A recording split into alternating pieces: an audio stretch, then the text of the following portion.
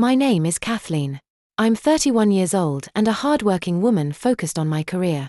I live with my husband, Patrick, in a house we recently bought. I've been thinking a lot about starting a family, but Patrick has different ideas. He says we should first save enough money to build our own house and settle down before having children. That's why we are both working hard to save for our future home. Although I want to have children soon, every time I mention the topic, Patrick remains firm in his decision and reminds me of the importance of getting a house first. It's frustrating that he doesn't seem to understand how I feel.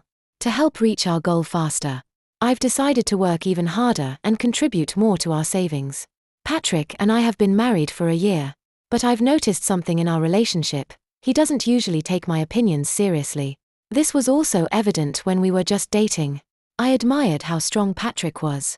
But now I realize that marriage should be based on both of us respecting each other's points of view. I'm starting to worry about some aspects of our relationship. I feel even more frustrated because his parents are very involved in our lives. Patrick's parents live nearby, and he visits them frequently. He says these visits help us save money. However, I discovered that he sometimes goes out for drinks with his co-workers, but doesn't include those expenses in his savings plan. It feels unfair that he is so strict with me regarding saving, but more relaxed with his own spending. He even asks me to use less hot water and turn off the lights quickly, but he doesn't follow these same rules. If he treated us more fairly, maybe I wouldn't feel that our relationship is so unbalanced. Every week we visit Patrick's parents, and it seems like a new topic always comes up. They often ask when we plan to have a baby. It has already been a year since we got married. They say, "When will we be able to see our grandchild?" These constant comments put a lot of pressure on me. Meanwhile, Patrick just sits next to me in silence and doesn't say much to support me. This situation is very frustrating. I feel like I'm carrying the weight of these expectations alone. Patrick's focus on saving and the pressure from his parents to start a family makes me feel stuck. Marriage should be a partnership where both listen and support each other. I hope Patrick and I can learn to work better together. Not just to save money, but also to make important decisions for both of us. I want our marriage to feel like a true partnership where we both feel heard and valued. I can see it in Patrick's face. He looks at me with disapproval. It's clear he wants to tell me not to say unnecessary things. Just like me. He also wants to have a child, but he insists that we must first build our own house. What frustrates me even more is how his parents keep pressuring me. Their silence is inappropriate. They keep bothering me with this topic, especially when Patrick is the one who isn't willing to take the next step. After dinner that night, Patrick casually announced that he was going to smoke. That's when one of my in-laws said something that hurt me deeply. "It seems like you're always working. If you want to be a real housewife, you should quit your job and focus on being a good wife. Maybe that's why Patrick doesn't pay attention to you." Their words felt like a slap. It seemed like they were blaming me for not having children just because I have a career. I couldn't take it anymore. It was Patrick who asked me to work in the first place. I replied, "If you are so worried about this, why don't you talk to your son first instead of lecturing me all the time?" My voice rose with anger. I also want to have children, but Patrick refuses to even consider it until we have a house. If you want to convince someone, start with him. Stop putting all the blame on me. My words left them stunned. An awkward silence took over the table. I got up, murmured an apology, and left. When I reached the entrance, my anger was no longer towards them, but towards Patrick. There he was, calmly smoking by the door as if nothing had happened. I got in the car without saying much, but Patrick followed me and asked, "Hey, are we leaving?" His tone sounded completely indifferent to what had just happened. I knew he would never be honest with his parents about our situation, and that made me feel even more fed up with all the stress they were piling on me. When the car started, I firmly told Patrick, "I'm not going to visit your parents' house anymore." He seemed surprised and asked why. "We save on food by eating there. Besides, don't you want a house and kids too?" That was the last straw. I couldn't stand the constant demands anymore, neither from his parents nor from him. They both seemed more interested in blaming me than in working together to solve the real problems. It was evident that something had to change, and I wasn't going to stay quiet any longer. I snapped, "If saving money is so important, why don't you stop drinking or smoking?" Instead of driving to your parents' house just to save on a meal. Why don't you focus on saving in a way that actually makes a difference? My frustration overflowed as I continued. We all need a break from time to time. But you keep imposing all these rules. Like not using hot water or turning off the lights at 9 p.m. Do you think we can save money without you sacrificing anything? If I have to do it all alone, then I don't even want the house. I'm tired of this. Patrick tried to downplay it, saying it wasn't a big deal. But I replied, yes, it is. How much patience do you think I have? I've put up with this for so long. I was also furious about how he acted in front of his parents, pretending that I was the reason we didn't have children. I said, I'm sick of always being blamed for not giving them grandchildren. It's not me who doesn't want to have children.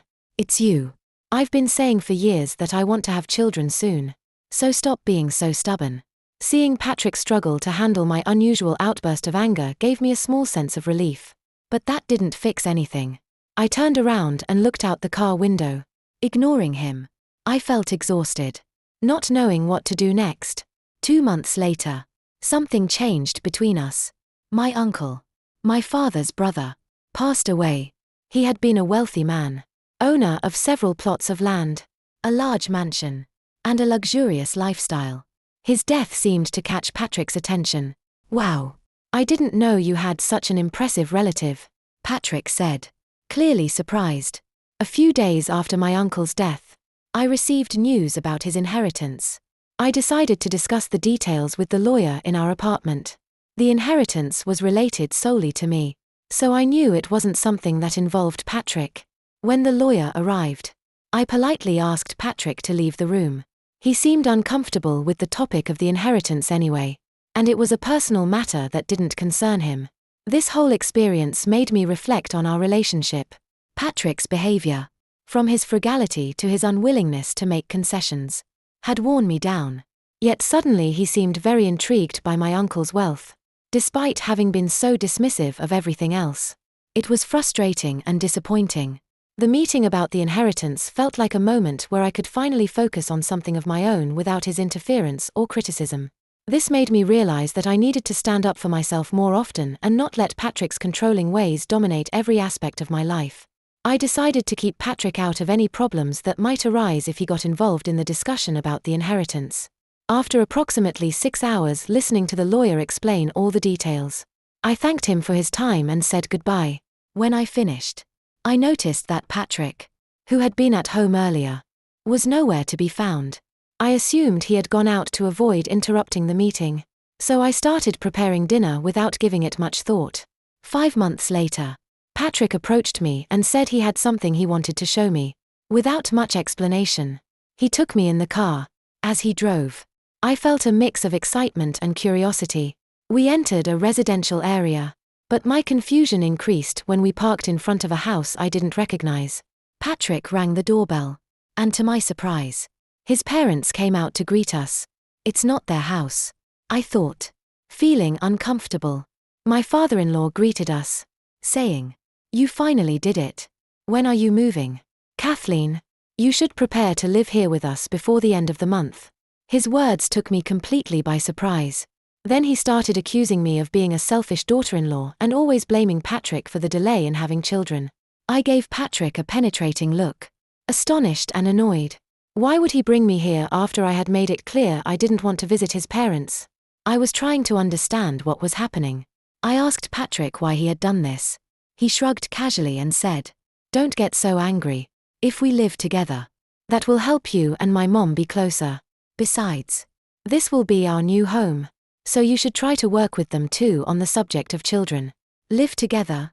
I repeated, feeling incredulous.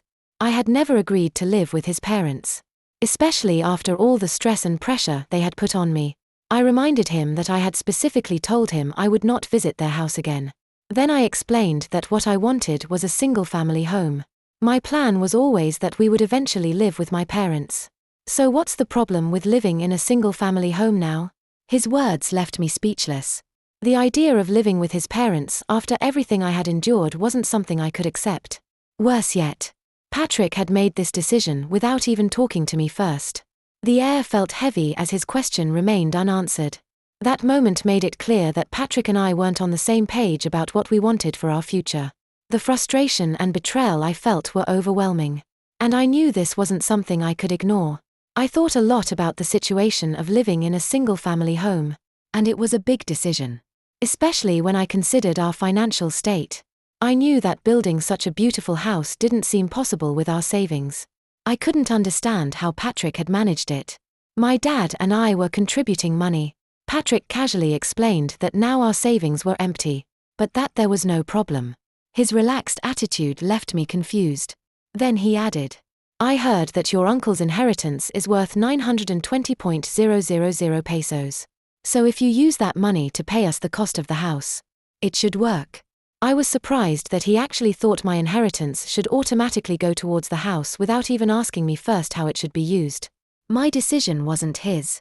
The fact that he assumed otherwise bothered me deeply. When I rejected the idea, Patrick became visibly frustrated. He reached into his bag and pulled out a divorce form already pre-filled with his name written on it. "Your inheritance is our money. If you don't want to live with my parents, then let's get divorced," he said coldly. I took the divorce form from his hand, feeling a strange sense of relief. "Okay," I replied firmly. "If living with your parents is the only other option, then divorce is the best option." I put the form in my bag, turned my back, and walked away. His parents were stunned, and Patrick was paralyzed, his face full of confusion. I didn't wait for him to respond. I left. I took a bus back to our apartment and decided to take control of my life. Once I got home, I signed the divorce form, putting my name next to his. I didn't hesitate. I sent the papers immediately, knowing I could no longer stay in that apartment. I went to a home improvement store and bought some cardboard boxes to start packing. But I realized I couldn't handle the move alone. So I hired a moving company. Fortunately, it was the off-season, so they were able to help me move quickly. As I packed, I felt a mix of emotions: relief, sadness, and determination. It wasn't an easy decision to end my marriage. But I knew that living in a situation where my voice was ignored and my boundaries were crossed was no longer something I could accept. By taking these steps, I was finally prioritizing my own happiness and peace of mind. It wasn't just about getting out of the vicious cycle anymore, it was about moving forward in life on my own terms. The road ahead seemed uncertain, but I felt ready to face it with strength and confidence. While packing, I heard a commotion outside the front door. It was Patrick trying to get in. I had the chain on, and I called out to him. "I'm sorry. The chain lock is on. I don't know what you could do when you're angry. Besides, I need to finish packing. You could stay at your parents' house for a few days." Patrick's voice was firm when he responded, "I will not accept a divorce." His statement took me by surprise. I paused and replied, "But you gave me the divorce form yourself, didn't you? If you signed it, that means you accepted the divorce. Do you understand what you've done?" He seemed frustrated but didn't say much. His frown deepened, and then he quickly changed the subject. "Why would you give up an inheritance of 920,000 pesos? Normally, I would inherit it," he questioned. He seemed to have heard snippets of the story about the inheritance but didn't know all the details. Probably after hearing about the amount, he rushed to tell my in-laws, and they impulsively decided to buy the single-family home, assuming they would cover it. They hadn't stopped to think about the consequences. I took a deep breath and explained that the inheritance came to me because there was no one else to claim it. My uncle had 2 sons, 2 daughters, a wife, and grandchildren. But they all renounced the inheritance. So it ended up coming to me. Yes, my uncle had 920,000 pesos. But he also had to demolish his mansion, spend a lot to maintain his land, and pay off significant debts. After understanding all that, I realized it was better to renounce the inheritance than to take it and deal with all the problems that came with it.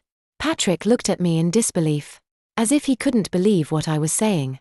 "So even if you had inherited 920,000 pesos, you're saying there wouldn't have been much left? That's fraud." I shook my head. "It's not fraud. The lawyer and I discussed everything properly. The truth is, someone only heard part of the discussion but didn't stay long enough to hear everything. They misinterpreted the story and spread false information. That's how this whole confusion started. My explanation left Patrick speechless. For the first time, he seemed to realize the mistake he had made. He had jumped to conclusions, made plans without consulting me, and involved his parents in decisions based on incomplete information. As I continued packing, I could feel that Patrick was finally reflecting on his actions. Although I didn't know if he fully understood the consequences, one thing was clear: I wasn't going to let myself be dragged into a life where my voice and my decisions didn't matter. This was the beginning of a new chapter in which I would take control of my own life, free from the pressures of Patrick and his family. "It's too late," I said firmly. "You betrayed my trust. We already filed for divorce, and we're no longer a couple. Why are you suddenly saying you don't want the divorce now? If you really didn't want this, you should have followed me immediately when I left," I reminded him. I explained that his actions had consequences and that no amount of regret could change what had already happened. "Your mother's opinion on the divorce doesn't change the fact that you and your father invested in the single-family home without considering my feelings or even discussing it with me. Your mother doesn't understand the value of money because she has never worked or managed finances the way I have. But that's not my problem anymore." I realized I was no longer responsible for listening to his complaints about his family. If we were still married, maybe I would have cared. But now we're not a couple. Besides, you sent the divorce papers. Patrick seemed desperate and pleaded. "If you don't file them yet, we can fix this. Please. Let's live together in a single-family home. We can make it work." I shook my head. "I already sent the divorce papers. There's no going back." His face fell, and he stood outside the apartment door looking lost and defeated. While I thought he had brought this on himself, I didn't want to leave him outside forever. But I didn't have time to waste. So I focused on my moving preparations. After a while, he left, and I continued with my plans. Later, I informed my workplace about the divorce, especially because my boss had previously acted as a mediator between Patrick and me. I felt obligated to apologize for how things turned out. During lunch, I also told my co-workers about the situation, many of whom had attended our wedding. To my surprise, Patrick burst into my department that day, and in front of everyone, exclaimed, "It's absurd that you're talking openly about the divorce. I wish you hadn't mentioned it." He explained that word had gotten around in his department, where people mistakenly believed I had inherited an estate and refused to use it for the house. He claimed he was unfairly judged and avoided by his colleagues because of our divorce. The awkwardness of the situation won me the sympathy of my co-workers. Over time, Patrick found it unbearable and eventually resigned from his job. During this difficult period, something unexpected happened. A colleague approached me and confessed that he had really liked me for a long time. He said, "I admire your strength, and I would love to build a life with you.